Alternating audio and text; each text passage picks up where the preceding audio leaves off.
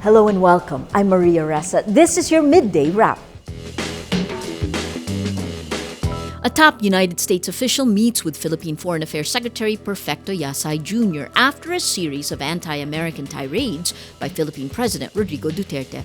U.S. Assistant Secretary of State for East Asian and Pacific Affairs Daniel Russell says, quote, "I pointed out to Secretary Yasay that the succession of controversial statements and comments and the climate of uncertainty about the Philippines' intentions have created consternation in a number of countries, not only mine." He adds they're, quote, "also concerned about the loss of life in Duterte's war on drugs, which has killed more than 4,000 people since July 1.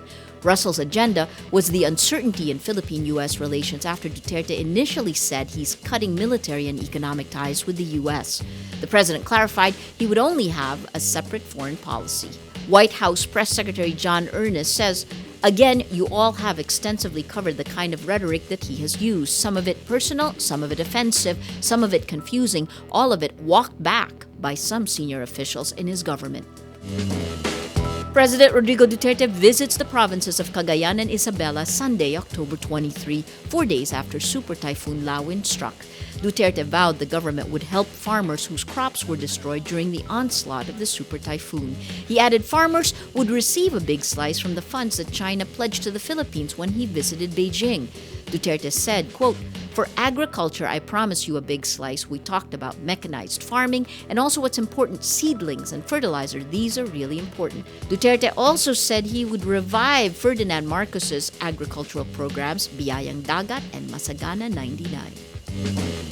The United States turns over a C-130 cargo aircraft to the Philippine Air Force Monday, October 24th. It's the second of the C-130s bought by the previous Aquino administration. The first was turned over in April 2016. The Air Force now has a total of 5 C-130 planes. The Philippines paid $35 million for the 2 C-130s. The actual cost is $55 million, but U.S. foreign military financing covered $20 million. That's your Midday Wrap. I'm Maria Ressa. Join us again at 6 p.m. for the day's top news.